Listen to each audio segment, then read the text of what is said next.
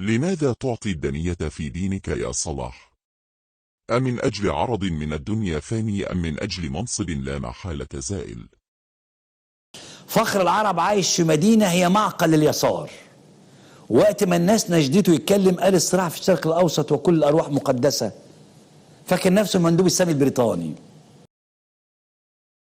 حتى إن كنت عاجزا عن نصرة إخوانك بقولك، فعلى الأقل لا تنصر أعداء دينك بفعلك. وإن كنت تعتقد بأنك بذلك تمسك العصا من وسطها فأنت واهم.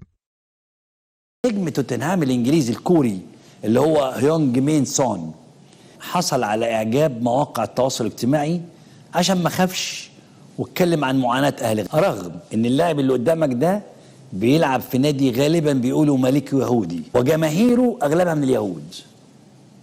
السؤال بقى، أمال فين فخر العرب محمد صلاح؟